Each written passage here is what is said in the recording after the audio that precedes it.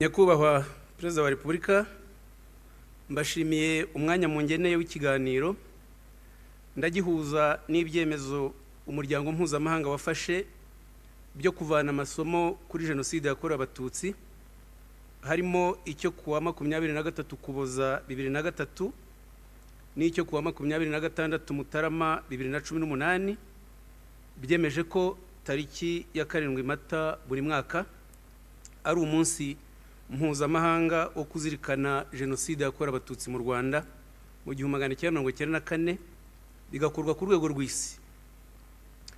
Kuzirikana jenoside yakorewe abatutsi yabaye igahagarikwa na FPR Inkotanyi bikwiye kwibutsa ibihugu kubahiriza inshingano zo gukumira jenoside ziteganywa n'amasezerano mpuzamahanga yemejwe n'umuryango w'abibumbye tariki 9 Ukuboza 1948.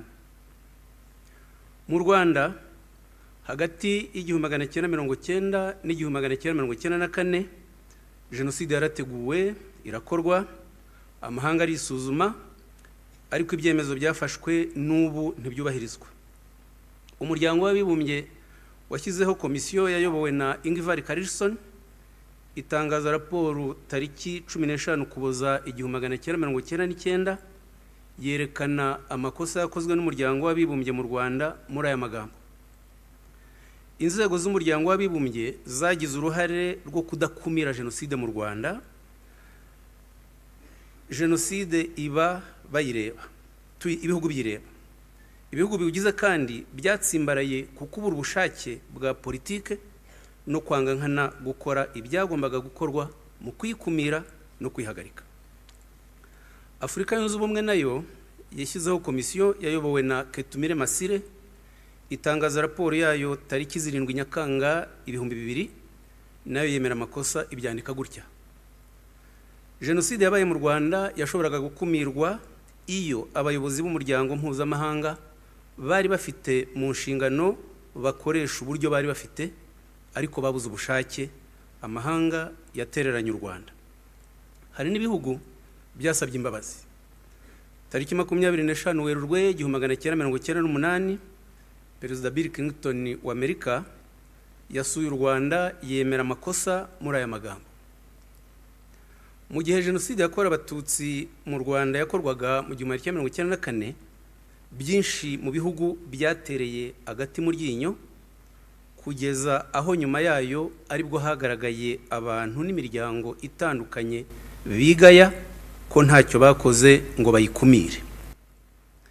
Tariki ya 7 Mata mwaka wa 2000 Minisitiri w'Intebe w'Ububiligi Guy Verhofstadt yasabye imbabazi abanyarwanda ku makosa y'igihugu cye.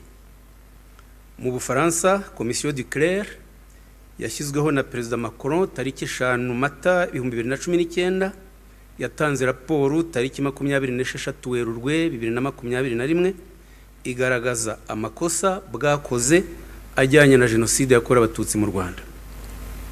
Guhera mu mwaka w'1990 ibimenyetso by'itegurwa rya jenoside byaramenyekanye birirengagizwa. Leta y'u Rwanda yatangije ubukangurambaga bwigisha ko umututsi ari umwanzi w'igihugu. Inkotanyi zitwa inyangarwanda zigerekwaho ikinyoma cyo gushaka gutsemba abahutu kugira ngo bakangurirwe kwica byitwa kwitabara. Itangazamakuru rya leta nirifatanyije nayo rirabyigisha. Imvaho nimero 868 yo mu Kwakira 1990 yabyanditse gutya: Abanyarwanda bose bazi ko u Rwanda rwatewe n'abanzi. Izo nyangarwanda ziyita inkotanyi zavuye i Bugande zigamije gutsemba no kutwambura ibyiza twazaniwe na revolution yo muri 59. Intambara abanyarwanda barwana n'umwanzi wavuye mu Bugande ntirarangira kuko uwo mwanzi akitubereye ku butaka. Tugomba kumuhashya tukamusubiza aho yaturutse. Ambasade y'Ubufaransa mu Rwanda yakoze raporo zigaragaza umugambi n'ibikorwa by'u Rwanda byo gutsemba abatutsi. Muri raporo yo kuwa 15 Ukwakira 1990 babyanditse batya: abaturage b'abahutu bateguwe na MRND bongereye ibitero byo kwica abatutsi bahereye Kibirira, kandi hari ibimenyetso ko ubwicanyi buzakwira n'ahandi mu gihugu. Ikintu kimwe abatutsi bakeka ko cyabarinda jenoside nuko FPR yatsinda intambara, kandi ibyo ntibishoboka. Mu 1991 General Vare wayoboraga ubutwererane bwa gisirikare mu Bufaransa yasuye u Rwanda, abonana n'umukuru wa gendarmerie y'u Rwanda Colonel Rwagafirita, amutangariza gahunda ya jenoside muri aya magambo: abatutsi ni banyamuke, tuzabatsemba. Abajandarume bazafatanya n'abasirikare barangize ikibazo cy'abatutsi, abagore, abana n'abasaza hose mu gihugu, kandi ntibizaba birebire, ni bake cyane. General Vare yabikoreye raporo ndetse ubu yanabisohoye mu gitabo. Georges Martre wari ambasaderi w'Ubufaransa mu Rwanda kuva mu 1989 kugeza 1993, yasobanuriye abadepite b'Abafaransa itegurwa rya jenoside avuga atya ati: mu 1990 byarabonekaga ko hazaba jenoside. Colonel Serubuga, umugaba mukuru wungirije w'ingabo z'u Rwanda, yashimishijwe n'igitero cya FPR kuko kuri we cyatangaga urwitwazo rw'iyicwa ry'abatutsi. Gutinya jenoside byatumaga abatutsi bahorana ubwoba. Serubuga yashyigikiye jenoside, aherekeza umujyanama wa Perezida Habyarimana Léon Mugesera iwabo mu Ngororero, bakangurira gutsemba abatutsi tariki 22 Ugushyingo 1992. Mugesera atangaza gahunda ya jenoside muri aya magambo ati: hari inyenzi zohereje abana gufasha inkotanyi, ni kuki tudafata abo babyeyi tukabatsemba? Ni kuki tudatsemba abo bantu? Tugomba guhaguruka tugakora. Gukora nyakubahwa Perezida wa Repubulika byasobanuraga kwica, ni naryo Perezida Sindikubwabo yakoresheje tariki 19 Mata 1994 ashishikariza jenoside iwabo i Butare. Umugambi wa jenoside waturukaga kuri Perezida Habyarimana ubwe, kandi byatangiranye n'ubutegetsi bwe. Porogaramu politike ya mbere yayitangaje tariki ya mbere Kanama 1973, avuga ko imitegekere y'igihugu izashingira ku bwoko n'uturere. Bivuze ko atarashyize imbere ubumwe bw'Abanyarwanda. Ku matariki 16 Mata kugeza iya 6 Gicurasi 1976 yasuye prefegitura zose. Perezidansi ya Repubulika isohoramo igitabo. Ku ngingo y'ubumwe bw'Abanyarwanda, Habyarimana yaravuze ngo kuri icyo kibazo cy'abahutu n'abatutsi, abo batutsi bashotora abahutu, ntibazi ko imvururu zigarutse aribo byakoraho. Nanone abahutu nibo benshi, ubutegetsi n'ubwabo. Tariki 28 Mata 1991 Habyarimana ayoboye kongere y'ishyaka rya MRND yongera gushimangira ko atitaye ku bumwe bw'Abanyarwanda, ahubwo yimakaje ubw'ubwoko bwe, agira ati: ubumwe ntibwashoboka niba ubumwe bw'imbaga nyamwinshi butagezweho. Ubwo bumwe niyo ntwaro nyakuri yo guhashya umwanzi. Nk'uko dushima ko nta mututsi wishingikiriza ku karere, ni ngombwa ko imbaga nyamwinshi yumva ko igomba kunga ubumwe kugira ngo hato ejo itazasubizwa mu icuraburindi ry'ubucakara. Habyarimana yashyigikiye ishyaka ry'abahezanguni CDR rishingirwa mu biro bye mu Rugwiro tariki 22 Gashyantare 1992, basohora itangazo rirwanya ubumwe bw'Abanyarwanda muri aya magambo: ubumwe hagati y'abahutu n'abatutsi ntibushoboka. Abatutsi bafite ibibazo byabo, abahutu nabo bagomba gushinga amashyaka yabo yita ku bibazo by'abahutu. Niyo mpamvu abateraniye muri iyi nteko rusange bemeje ishingwa ry'ishyaka CDR. Habyarimana n'ishyaka rye ntibemeraga imishyikirano y'amahoro na FPR. Nubwo yoherezaga intumwa za guverinoma Arusha, yarwanyaga ibyemezo byafatirwagayo, akamagana minisitiri w'ububanyi n'amahanga Boniface Ngurinzira waziyoboraga. Tariki 5 Ugushyingo 1992 MRND yasohoye itangazo ryamagana imishyikirano. Habyarimana abisubiramo tariki 15 Ugushyingo 1992 muri mitingi mu Ruhengeri, atuka minisitiri Ngurinzira agira ati: ntagende afindafinda ibintu ngo yazanye urupapuro ngo ubwazanya amahoro. Amahoro se n'urupapuro? Igihe nikigera nzatuma kuntera hamwe maze tumanuke. Nibwo Habyarimana yiyise ikinani cyananiye abagome n'abagambanyi. Abagome byavugaga abatutsi, abagambanyi bakaba abahutu nka Ngurinzira baharaniraga amahoro.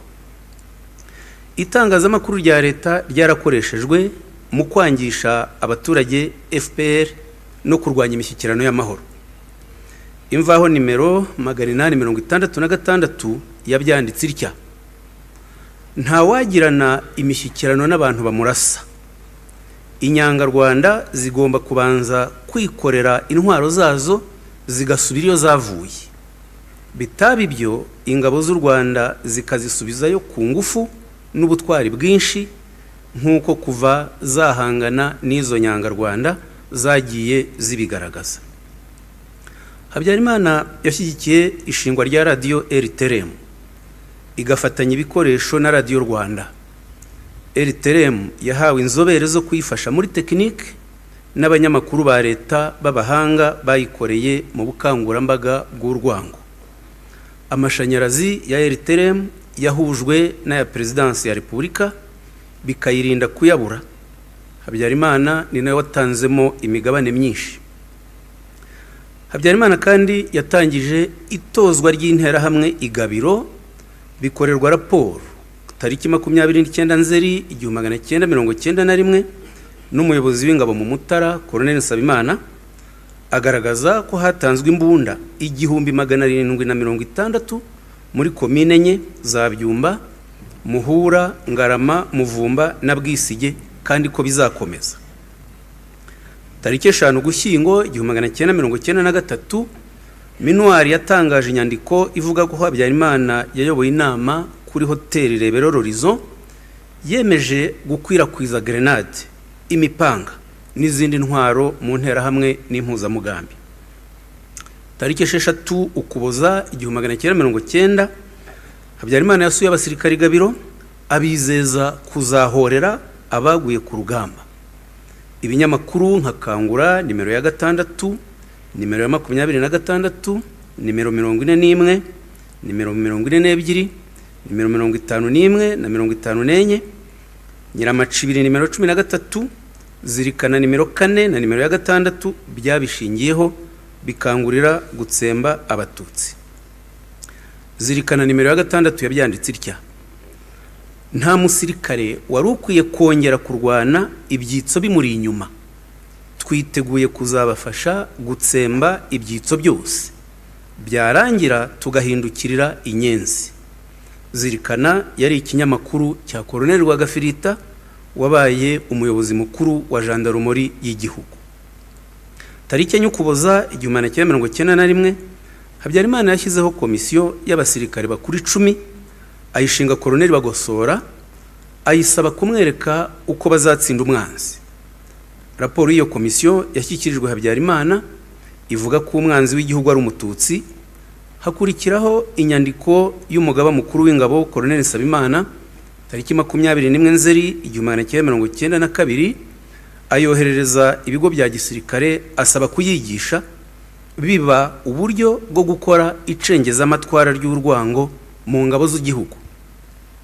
Tariki 27 Nyakanga 1992 Colonel Anatole Nsengiyumva wayoboraga iperereza rya gisirikare yandikiye Habyarimana ko abasirikare biteguye gutsemba abatutsi n'undi wese uzagira uruhare muri ibyo bibazo. Murumva ko imyumvire yari mu ngabo z'igihugu yari yo gutsemba abatutsi. Leta yakoresheje urwitwazo rw'iyicwa rya Perezida Ndadaye i Burundi, hashingwa igice cy'abahezanguni mu mashyaka ya politike cyiswe Hutu Power tariki 23 Ukwakira 1993. Ibinyamakuru bya leta n'ibiyishamikiyeho byamamaje urwo rwango. Nk'ikinyamakuru Ijambo nimero 62 cyabyanditse kivuga ngo urundanye abatutsi ubaroheho bombe ubatwike nkuko barimo kugirira abahutu. Niba abahutu b'i Burundi batsembwe, nimufate umubare w'abahutu bishwe mu kube kabiri mu batutsi mu Rwanda. Umunsi abahutu batemaguriye abatutsi mu Kanyaru, niho umututsi azamenya ko umuhutu ari umuntu. Mu gihe jenoside yari igeze habi, tariki 5 Gicurasi 1994, Lieutenant Colonel Baudouin Jacques Albert wari umujyanama mu buyobozi bw'ingabo z'u Rwanda yasobanuriye ubushinjacyaha bw'Ububiligi bwakoraga nkete ku yicwa ry'abasirikare babwo ko jenoside wari umugambi w'ingabo z'u Rwanda. Abisobanura atya ati ukwezi kumwe cyangwa abiri imbere y'ihanuka ry'indege natumiwe kwa General Nsabimana njyana na ambasaderi w'Ububiligi, tuhasanga Perezida Habyarimana na Ministre w'ingabo Augustin Bizimana n'abandi basirikare bakuru. Ministre Augustin Bizimana yambwiye ko yiteguye kugaba abasirikare bakarangiza akazi. Nyuma yabwo hasigaye iminsi 10 ngo ihanuka ry'indege ribe, hari kuwa gatanu wa nyuma w'ukwezi kwa Werurwe 1994, mugenzi wanjye Colonel Vincent yatumiwe mu rugo General Nsabimana na Colonel Kabirigi. Aba basirikare bakuru bongeye gushimangira ko amasezerano y'amahoro atazashyirwa mu bikorwa, ko nibakomeza kuyahatirwa bizaborohera gutsemba FPR, kandi ko bitagombaga gutwara igihe kirenze iminsi 15. Ati babivugaga babyemera batyo. Nyakubahwa Perezida wa Repubulika, ibimenyetso byirengagijwe kugeza jenoside yakorewe abatutsi iba ni byinshi cyane. N'ubu amahanga arirengagiza impunzi z'abanyekongo zimaze imyaka 33 mu buhungiro, zameneshejwe n'abarwanyi ba FDLR bagizwe n'abakoze jenoside mu Rwanda. Nyamara umuryango w'abibumbye wafashe ibyemezo byinshi byerekana ko FDLR ari umutwe w'iterabwoba ugomba guseswa.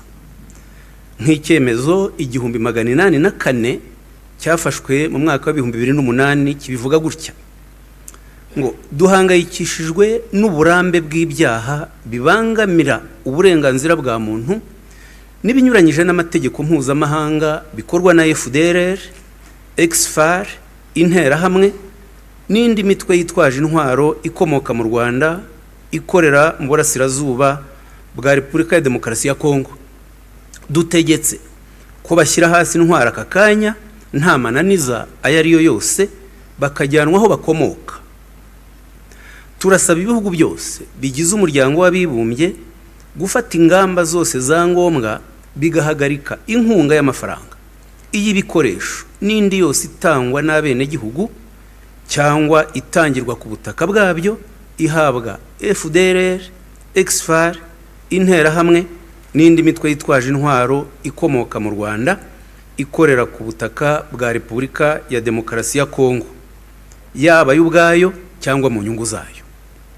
Ibi byemezo Kongo ibirengaho ikinjiza FDLR mu ngabo zayo, MONUSCO ibirebera nk'uko minuari yarebereye itegurwa rya jenoside mu Rwanda. Abategetsi ba Kongo bahamagarira urwango nk'uko byakorwaga mu Rwanda hagati y'1990 n'1994. Muri Kanama 1998, Minisitiri w'Ububanyi n'Amahanga wa Kongo Abdoulaye Yerodia Ndombasi yahamagariye kwica abatutsi, abita udukoko twanduza tugomba gutsembwa ntawe usigaye. Tariki 19 Nyakanga 2023, Depite Justin Batakwira yavugiye kuri televiziyo ya leta ngo umututsi n'umwicanyi muri kamere ye. Tariki 31 Gicurasi 2024, umukuru w'umutwe wa Maimai Nande witwa Benoit Mukumbatia yatangaje video ivuga ngo umututsi nyawe ni umututsi wishwe umututsi nyawe n'ujyanywe mu irimbi. Tariki enye Nyakanga 2024, Minisitiri w'itangazamakuru Patrick Muyaya kuri televiziyo 50 Bukavu yise abatutsi abicanyi, avuga ngo Minisitiri w'Intebe yabasuye nk'umugore, umubyeyi, umuvandimwe mu gice cy'igihugu mutuyemo, aho umugore yababajwe bikabije n'ubwicanyi ndengakamere bumaze imyaka 30 bukorwa n'abatutsi. Tariki 24 Ugushyingo 2024, Minisitiri w'Ubucamanza Constant Mutamba i Goma yasabye kwica abatutsi bahereye ku bayobozi bakuru b'u Rwanda. Tariki 28 Ukuboza 2025, umuvugizi w'ingabo za Kongo General Ekenge yahamagariye kuri televiziyo y'igihugu urwango ku batutsikazi. N'impuguke z'umuryango w'abibumbye zoherezwa muri Kongo zirabogama. Muri Gashyantare 1999, Roberto Gareton wabaye intumwa idasanzwe ya Komisiyo ya ONU y'uburenganzira bwa muntu muri Kongo yatanze ikiganiro gihamagarira urwango ku batutsi, avuga ngo hariho ukwinangira k'umuryango w'abibumbye guturuka ku rugomo rukorerwa Kongo ruturutse ku gatsiko k'abatutsi. Nyakubahwa Perezida wa Repubulika, ndangiza, uwavuga ibimenyetso byigisha urwango n'ingengabitekerezo ya jenoside bikorwa muri iki gihe na Kongo bwakwira bugacya. Abanyarwanda babashimira umutekano mwabahaye n'ingamba mufata zibarinda. Abo mwarokoye muri 1994 basubiranye icyizere cy'ubuzima, barimo kandi abenshi barokotse jenoside za kera kuva muri 1959 kugeza muri 1994. Urubyiruko rubashimira amahirwe mwaruhaye yo kuba mu gihugu kitavangura. Abakoze jenoside benshi bararangiza ibihano, babashimira ingamba zo kubagorora bagasubizwa ubuntu biyambuye bagataha mu ngo zabo. Abava mu mitwe yitwaje intwaro bashima ubuyobozi bw'u Rwanda bubakira bakisanga nk'umwana ujya iwabo. Hari benshi baba mu mahanga bitandukanya n'ikinyoma gikwizwa n'abakoze jenoside cyangwa ababaye imbata y'ingengabitekerezo yayo, bagataha mu rwababyaye rukabakira, bakaba babashimira imiyoborere myiza y'u Rwanda ibasubiza ishema ry'igihugu cyabo. Nyakubahwa Perezida wa Repubulika, turibuka tubizeza ko nta kizongera gusenya u Rwanda turebera.